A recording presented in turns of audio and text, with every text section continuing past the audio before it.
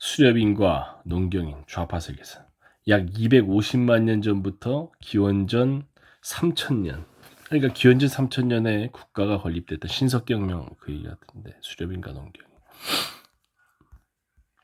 구석기인들이 사냥감을 그려놓은 동굴벽화. 핵심 정리. 우리는 먼저 250만 년 전부터 기원전 3000년, 3000년에 이르는 넓은 범위의 시간을 훑어볼 것이다. 이게 수렵인 시기지. 이 시기에는 생물학적, 문화적, 사회적 진화에 의해 네 가지의 급격한 변화가 일어났다. 첫째, 250만 년 전 아프리카 동부에서 유인원으로부터 진화한 250만 년 전. 초기 호미니드가 직립보행을 하게 되었고 손으로 도구를 쓸 수 있게 되었다. 둘째, 약 20만 년 전 아프리카에서 호미니드 일부가 현생인류로 진화. 20만 년 전이에요. 250만 년 전 현생인류는 아니구나. 20만 년 전 현생인류로 진화해 더 큰 뇌를 갖게 되었고 도구 제작이 가능해졌으며 집단노동, 사회조직, 다양한 환경에 문화적으로 더 잘 적응할 수 있게 되었다. 셋째, 약 1만 년 전부터 기후변화와 식량 부족으로 몇몇 집단들이 사냥과 채집에서 농경으로 갈아타게 되었다. 기후변화로. 그러니까 정주를 선택한 게 아니야. 기후변화 때문에 강제된 거지. 넷째, 약 6천 년 전 새로운 개간기술과 집약 농업 덕분에 좋은 위치에 있던 몇몇 마을은 괭이를 이용하여 경작에서 벗어나 쟁기를 이용하는 농사를 짓게 된다. 6천 년 전. 이 변화들은 비교적 급작스럽게 일어났기 때문에 혁명이라고 부를 만하다. 자, 농경으로 시족사회, 정주 이후 시족사회가 있었지만 곧바로 국가사회가 된 건 아닌 거지. 전쟁의 성격이 변하면서 국가가 태동하고 그다음에 종속적인 형태의 국가라는 시족사, 평등한 시족사, 신화적 의미에서의 신화적 사유에서의 시족사회에서 종교적 사회의 국가사회로 넘어가는 거야. 역사에서는 진화를 향한 물방울이 계속 떨어지다가 한순간에 갑자기 질적 변화가 일어난다. 네 발에서 두 발을 걷는 것, 지력이 부족했던 호미니드가 특출한 능력을 가진 인류로 변화하는 것, 수렵 채집과 사냥, 생활 양식에서 농작물 생산으로 변하는 것, 괭이를 이용한 농사에서 쟁기를 이용한 농사로 변하는 것 등이 그것이다. 이 시기가 끝날 때쯤, 다시 말해 기원전 3000년경, 농사는 인간 사회에 풍부한 잉여 생산물을 안겨다 주었고 그 바람에 종교, 전쟁, 전문가 그룹의 등장이 가능해졌다. 기원전 3000년경, 농사,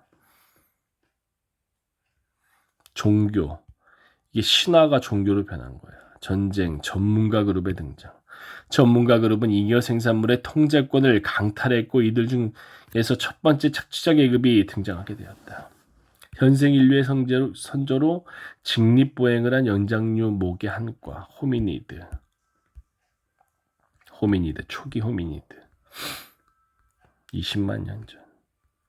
호미니드 혁명, 수렵인과 농경인, 새로운 모습의 유인원이 320만 년 전 에티오피아의 아파르 분지에서 등장했다. 아파르 분지. 오스트랄로피테쿠스 아파렌시스, 아파르 남부 원숭이라는 뜻. 오스트랄로피테쿠스 아파렌시스였다.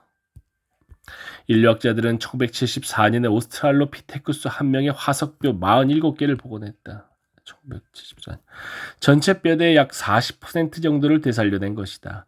몸집이 작고 날씬해서 한때는 여성이라고 추측했고 그래서 루시구나. 루시라는 여자 이름도 붙였지만 남자였을지도 모른다. 오스트랄로피테쿠스 아파렌시스, 아파르 남부 원숭이라는 뜻. 오스트랄로피테쿠스 아파렌시스. 루시의 키는 고작 110cm, 체중은 약 29kg 정도였고 대략 20살 정도까지 살다 죽은 것으로 보인다. 짧은 다리와 긴 팔, 작은 두개골을 지닌 루시는 사람이라기보다는 오늘날의 침팬지와 더 가까운 모습이었다. 하지만 중요한 차이점이 있다. 루시는 곧바로 두 발로 서서 걸었다. 루시의 골반과 다리 모양 그리고 근처에서 발견된 다른 유인원들과 무릎 관절이 다르게 생긴 것을 보면 의심의 여지 없이 이들이 직립보행을 했다고 확인할 수 있다. 직립보행. 루시. 오스트랄로피테쿠스 아파렌시스.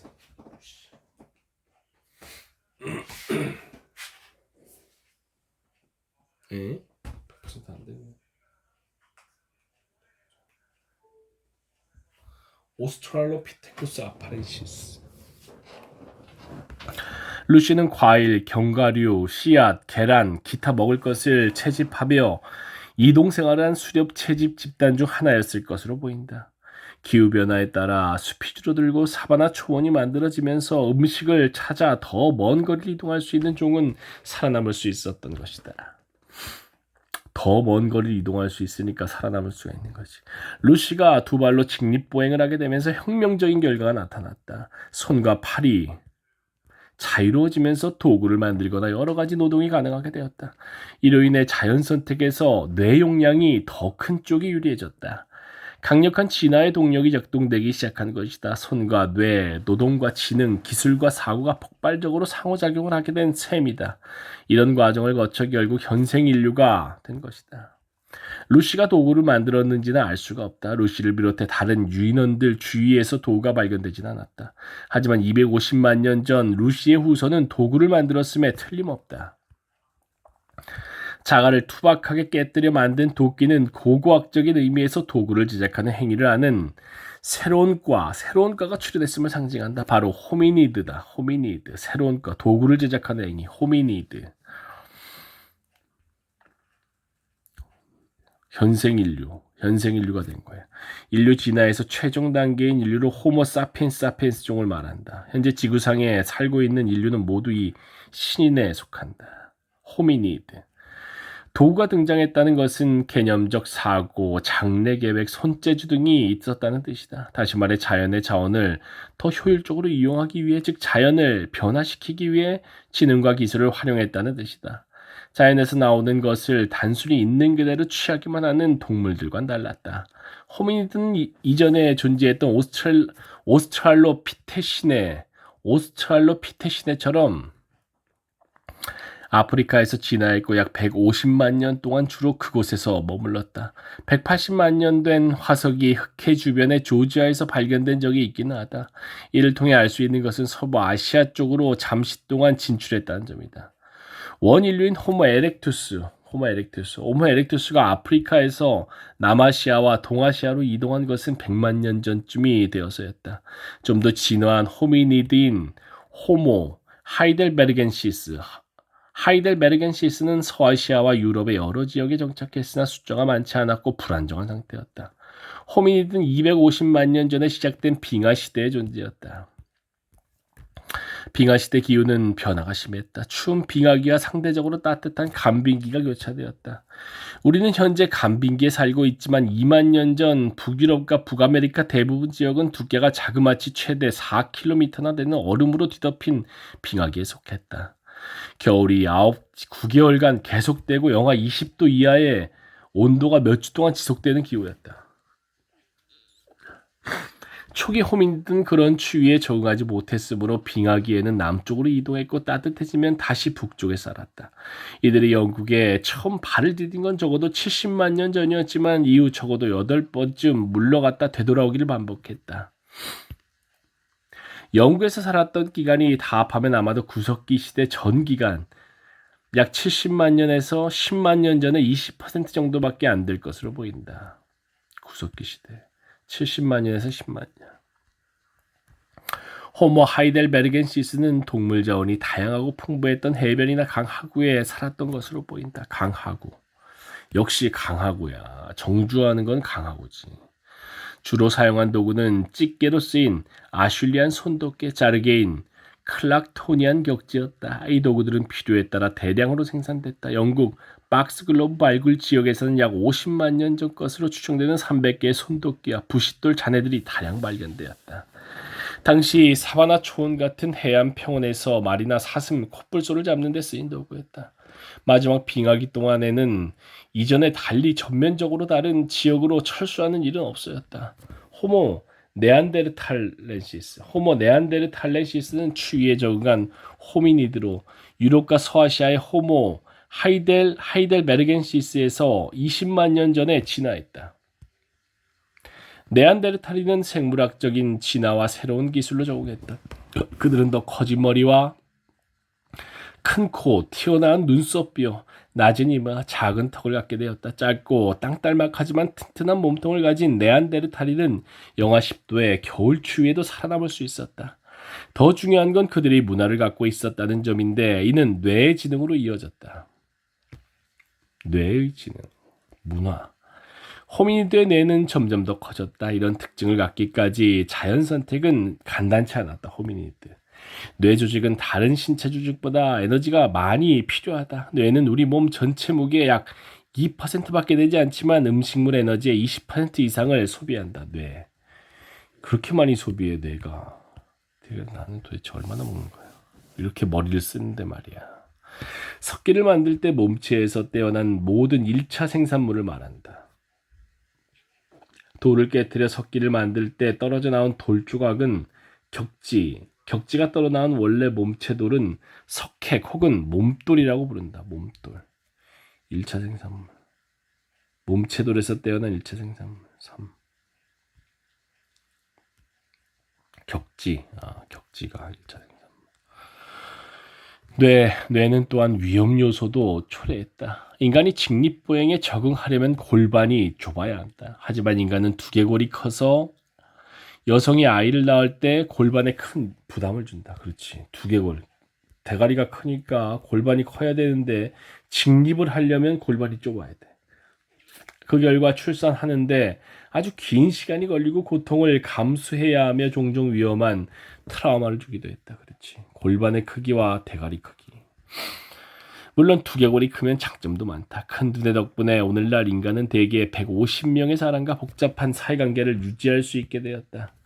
인간은 단순한 사회적 동물이 아니라 아주 극단적일 정도로 사회적이다. 그 목적에 적합하도록 특별히 크고 정교한 두뇌를 갖고 있다. 인간의 사회성은 진화 과정에서 커다란 이점으로 작용했다. 호미니드 수렵 채집지단은 아마 40명 정도의 작은 규모였던 것 같다. 초기 유동민은 그렇지. 이들은 다른 집단과 연계되어 있었다. 비슷한 몸짓을 지닌 대여섯 명의 집단과 연결되어 서로 짝을 짓거나 자원, 노동력, 정보, 생각을 공유했다. 사교성, 협동, 문화는 서로 긴밀히 연계되어 있는데 이런 것들을 갖기 위해서는 높은 수준의 지성, 즉 높은 수준의 뇌 조직이 필요했다. 네안데르탈인은 확실히 똑똑했다. 고전적인 네안데르탈인의 무스테리안 도구 중에서 특화한 찌르개와 자르개, 글개 등이 있었다. 프랑스 남서부의 유명한 고고학 발굴 연구에 따르면 63가지 유형의 도구가 있었다. 머리가 좋고 네트워크로 연결되어 있었으며 좋은 도구를 갖춘 네안데르탈인들은 거처를 만들고 옷을 지어 입고 얼어붙은 평원에서 대규모 사냥을 위해 조직을 만들면서 빙하 시대의 극단적 환경에 멋지게 적응했다. 영국 림포드는 6만 년 전 것으로 추정되는 사냥터인데 여기서 고고학자들은 매머드의 뼈, 어금니, 치아 등을 합쳐서 만든 네안데르탈인의 도구를 발견했다. 그러나 이들의 진화에는 한계가 있었다. 네안데르탈인은 추위에 잘 적응했지만 결국 생물학적으로 막다른 골목에 봉착했다. 네안데르탈인. 한편 아프리카에서는 새로운 유형의 슈퍼 호미니드가 에렉투스 라인으로부터 진화했다. 이들은 창조성, 집단적 조직, 문화적 적응력이 워낙 뛰어났기 때문에 8만 5천 년 전 무렵 아프리카에서 이동하기 시작해 전 세계로 빠르게 퍼졌고 결국 세계의 가장 먼 구석까지 점령했다. 이 새로운 종은 바로 호모사피엔스였다. 호모사피엔스. 호모사피엔스는 다른 모든 호미니드 원시 인류와 경쟁에 전부 멸종시켰다. 250만 년 전부터 계속된 호미니드 혁명에 힘입어 우리는 이제 생물학적 진화가 아니라 지능, 문화, 사회조직 그리고 집단 노동 발전 정도에 따라 진보의 단계를 판단할 수 있는 수준에 이르게 되었다. 여기까지. 사냥혁명. 일단 여기까지. 22조.